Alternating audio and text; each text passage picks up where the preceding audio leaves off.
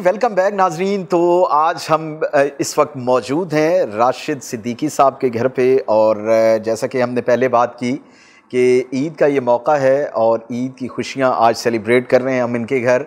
और यहाँ पर एक माहौल बना हुआ है। राशिद सिद्दीकी साहब से आपने देखा कि गुफ्तगू हुई और उनकी शख्सियत के बड़े ज़बरदस्त पहलू सामने आए, लेकिन अब उनके कुछ दोस्त, देरीना दोस्त, जो कि आज ईद के मौके पर हमारे साथ मौजूद हैं इनके घर पर, तो उनसे भी गुफ्तगू करते हैं। हमारे साथ मौजूद हैं डॉक्टर ज़ुबैर मिर्ज़ा साहब, जो कि पेशे के लिहाज से तो डॉक्टर हैं, लेकिन उससे बढ़ के ये है कि राशिद सिद्दीकी साहब के बड़े करीबी दोस्तों में से हैं। और साथ जो हैं वो हमारे साथ मुबश्शिर सिद्दीकी साहब भी मौजूद हैं, जो कि रिसर्चर हैं, स्कॉलर हैं और एक गवर्नमेंट जॉब से भी वाबस्ता हैं। इनसे भी बात करते हैं।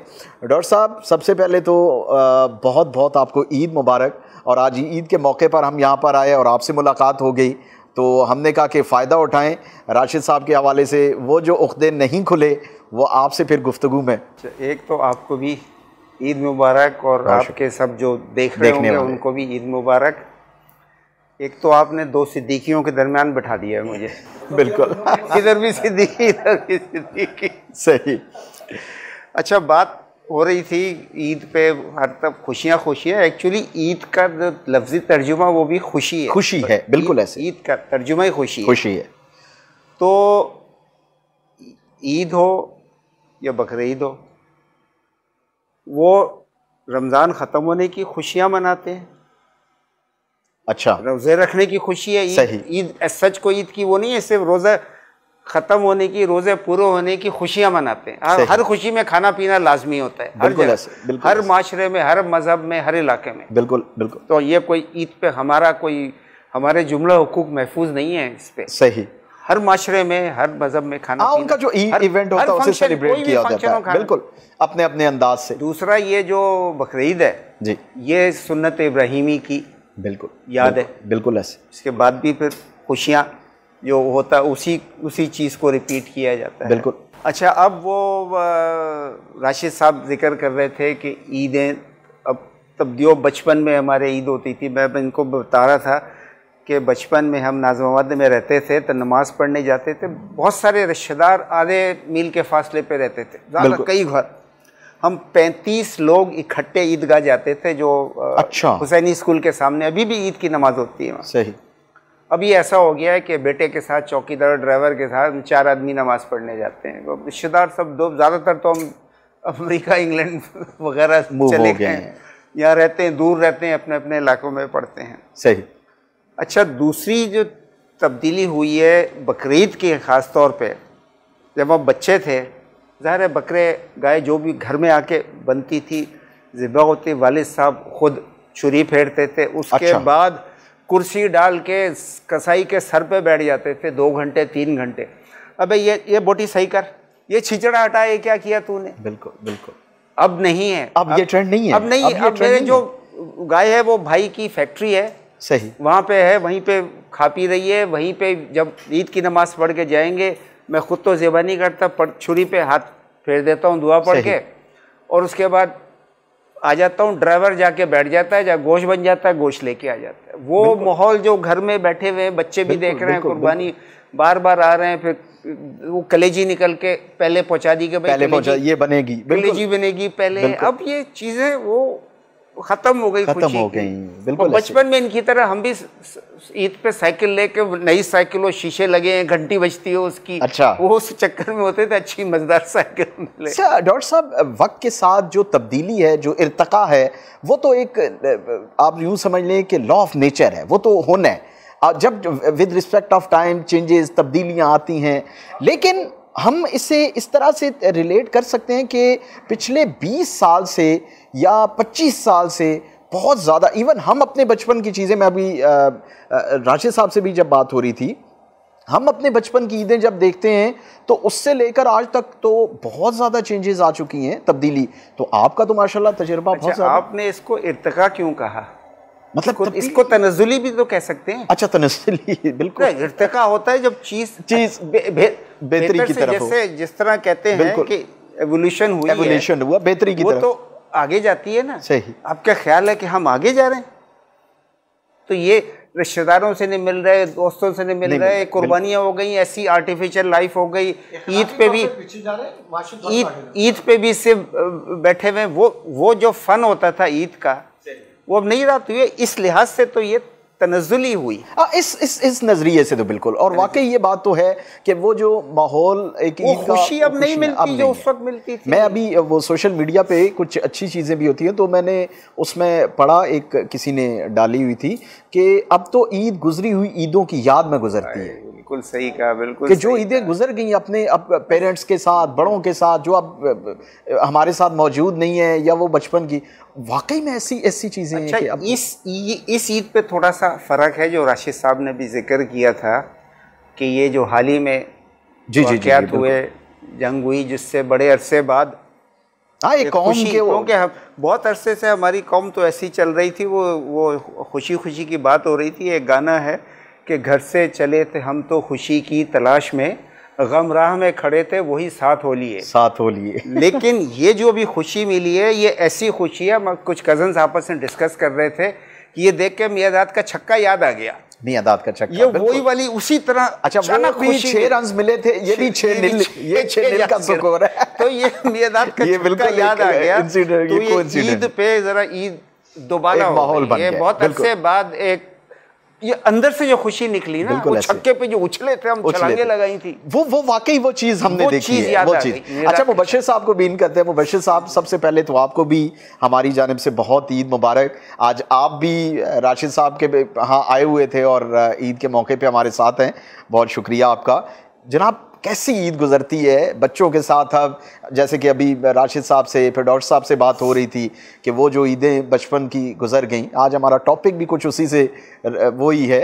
तो फ़र्क जो आया, इसकी क्या वजह? क्योंकि आप रिसर्चर भी हैं बाई प्रोफेशन और चीज़ें देख रहे हैं, बड़ा एनालिसिस होता है कि रिसर्चर का अपना, तो क्या कहें? जी, बहुत शुक्रिया आपको, आपके नाजरीन को, राशिद भाई, डॉक्टर साहब, सबको ईद मुबारक मेरी तरफ से।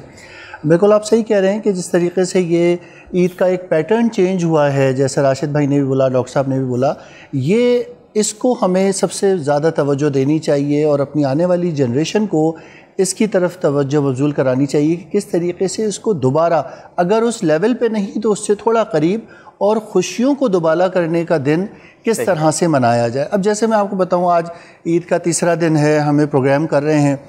राशिद भाई क्या एक अरसे से ईद के सेकंड डे एक बहुत बड़ी दावत होती है, बिल्कुल, जो कि बड़ी रेयर है। अगर आप वैसे देख लें, अगर कल का दिन गुजारा जिस तरीके से और जिस तरीके से दावत हुई, और इसमें मतलब 60, 70, 80 लोग, मतलब दावत आम होती है ख़ानदान में, जो राशिद भाई या और भी आजकल बहुत ही जो कि एक आम सी बात हुआ करती थी पहले, कि पहले आके बेल घर में इस तरह का माहौल देखने को मिलता मतलब अब अगर कोई बहुत करीबी, इवन भाई बहन भी बग़ैर फ़ोन किए आके बेल बजा दें, तो इसको हमारे माशरे में एक बुरी बात समझना शुरू हो गए हम। जबकि पहले कोई भी आके बेल ही बजा देता था, या उससे पहले एक नॉक कर देता था, या ऐसे खटखटा देता था, बेल बजने से पहले की भी बात है। तो ये तो आम सी बात है। इसमें तो जैसे डॉक्टर साहब ने बड़ा अच्छा लफ्ज़ इस्तेमाल किया कि तनज़्ज़ुली का शिकार है हमारा माशरा, इसको किस तरीके से कम अज़ कम जिस जगह हम हैं उधर रोका जाए। उन्हें तो इस माहौल का पता ही नहीं, अवेयर ही नहीं है वो इस माहौल से, कि अब तो बच्चे किस पे, लैपटॉप या आईपैड्स, मोबाइल फ़ोन, और उसी पे उनकी ईद है, उसी में उनकी खुशी है, उसी में उनकी लाइफ है। उन्हें ये माहौल तो पता ही नहीं है कि कैसे कजन्स आते थे, गली में घूमने जा रहे हैं, क्रिकेट खेलने जा रहे हैं, एक्टिविटीज़ नहीं है, और ये सारी इसमें एजुकेट करने की ज़रूरत है दोनों ईदों के बारे में। सबसे पहले तो जो भी ख़ास तौर पे उस वक्त तक के बच्चे जो 14-15 साल तक के हैं, जब तक आपके कंट्रोल में हैं, उनके जहन में जैसे बहुत सी चीज़ें, इसी सोशल मीडिया को हम पॉजिटिवली यूज़ करते हुए, छोटे छोटे वीडियोस बना के अपने मीडिया को इस्तेमाल करते हुए बच्चों के जहन में इस ईद और बकरीद के जो एक्चुअल एसेंस ऑफ ईद है वो डालने की ज़रूरत है। अगर हम ये नहीं करेंगे तो हम ऑटोमेटिकली ये पीछे चलते चले जाएंगे। फ़र्ज़ के तौर, मिसाल के तौर पे अभी हमने बात की कि बकरीद है, उसमें सबसे बड़ी बात कुर्बानी। कुर्बानी क्या, ये सिर्फ छुरी फेर के किसी जानवर को ज़बह कर देने का नाम है या सचमुच कुर्बानी देने का नाम है, इसको हमें देखना पड़ेगा। तो इसमें उस कुर्बानी के पीछे वो ईसार और वो तकवा जो है वो किस हद तक है, उसकी कुरान शरीफ से रेलेवेंस आप बताइए बच्चों को, अहादीस की रेलेवेंस बताइए, कैसे वो जानवर किस तरीके से आ गया, इसकी पूरी डिटेल। ये आजकल के बच्चों को हम खुद ब खुद इससे दूर हो गए हैं और उस बेसिकली उस तकवे के हवाले से किस तरीके से कुर्बानी हो। तो जो बड़े लोग, जैसे राशिद भाई ने अभी बात की कि जब बड़े लोग कुर्बानी करते हैं तो सिर्फ वो किस तरीके से मिस्कीनों को और यतामा को ढूंढ के शरई लिहाज से उन तक वो चीज़ पहुंचाई जाए कि हम अपने फ्रिज में उसको 1-2 महीने के लिए ना रख लें, बल्कि उन घरों में जिन्होंने पूरे साल तक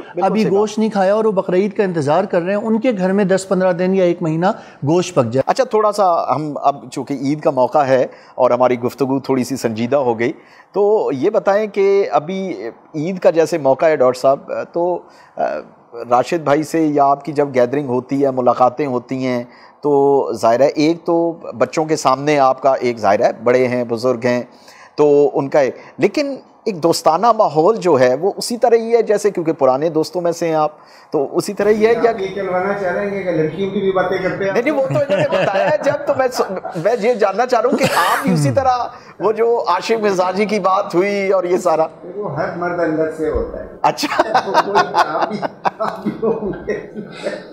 अच्छा, नहीं ऐसा राशिद साहब जो हैं, आपको यकीन मानिए पीछे भी इनकी यही बात करते हैं, ये इंतहाई नफीस इंसान, तो खैर मेरे बाएं हाथ बैठे ये भी हैं, लेकिन इनमें कुछ ऐसी खासियत है कि ये लोगों को जोड़ के रखते हैं, हल्का बाप अपना बढ़ाते रहते हैं। आपको बताऊं कि इनसे हर जुम्मे को इनके घर में, तो सॉरी इनकी फैक्ट्री में हम लोग जाते हैं, कोई 10-12 लोग हैं, वो कभी कभी ज़्यादा भी आ जाते हैं, इनके फैक्ट्री में नमाज़ पढ़ते हैं, उसके बाद खाना होता है वहाँ। सही, ये रेगुलर फीचर है, सालों से चल रहा है। ज़बरदस्त। दूसरा, हर संडे को इनके घर में दर्स होता है, दर्स से माशाल्लाह। उसके बाद चाय पानी, केक, समोसे, टेस्टी चीज़ें, तो नमाज़ पढ़ के कुछ गप लगा के कुछ सियासी गप ये निकल जाए। उसके अलावा इनके सबसे ज़्यादा दावतें इस शहर में जो मैंने बिल्कुल हैं या उड़ाई हैं किसी के घर में, वो इनके घर में। और देखिए, मिलने जुलने से ही मोहब्बत बढ़ती है और ये जिस तरह जिस टाइम में अभी की मैं बात कर रहा हूँ कि ये जो टाइम गुजर रहा है या वक्त गुजर रहा है, मेरे ख्याल में उसमें बहुत बड़ी बात है। क्या कहेंगे मुझे? जी, मैं डॉक्टर साहब की बात को आगे मज़ीद बढ़ाता हूँ। डॉक्टर साहब ने जैसा कहा, राशिद भाई के हवाले से, इनकी नफीस शख्सियत के हवाले से, इनकी सोशलाइजेशन के हवाले से, इनकी दीनी और इल्मी जिस तरीके से लोगों को जोड़ के रखते हैं, उन सलाहियतों के हवाले से, ये इनकी जीन्स में है। ये मेरे दोस्त भी बहुत अच्छे हैं, मेरे बड़े भाई भी हैं, मेरे कज़न लगते हैं। अच्छा, तो मैं आपको एक मतलब ये जीन्स में इस तरह के, ये सिर्फ अकेले नहीं, इनके बाकी भाई, इनकी बहनें, इनमें भी ये तमाम सलाहियतें बिल्कुल इसी तरीके से मौजूद है। इनके वालिद साहब जो थे वो, मतलब मैं अपने एक छोटा सा, अगर आप इजाज़त दें तो किस्सा छोटा सा सुनाऊं कि जब मेरे नाना, मेरे मामू वगैरह हिजरत करके, ये लोग लेट आए ना काफ़ी, जैसे 1966 में इन लोगों ने इंडिया से हिजरत की और पाकिस्तान आए, तो शुरू के 3 महीने उनको यहाँ रहने की जगह नहीं थी। तो इनके वालिद साहब ने एक कमरा, जो शायद उस वक्त टोटल 2-2.5 कमरों का घर था, जिसमें से एक कमरा मेरे ननिहाल को दे दिया कि जब तक कि आपका कोई ठिकाना नहीं बनता है आप यहाँ रहें। ये उस वक्त मामलात ऐसे थे।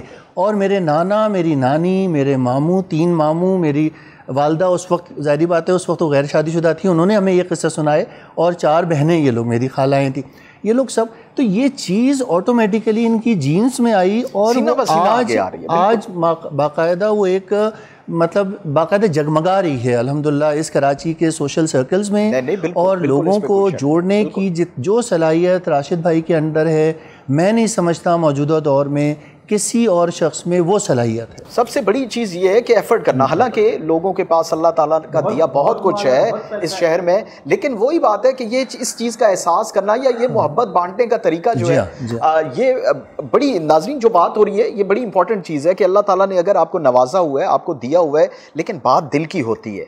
और उसमें आप ये देख सकते हैं कि आपने लोगों में मोहब्बतें कितनी बांटी और लोगों में आपने प्यार कितना बांटा, और उसकी ज़ाहिर आज यहाँ पर आकर इनके घर इनके साथ ईद मनाकर राशिद सिद्दीकी साहब के साथ हमने ये चीज़ अमली मुज़ाहरा इस चीज़ का देखा है।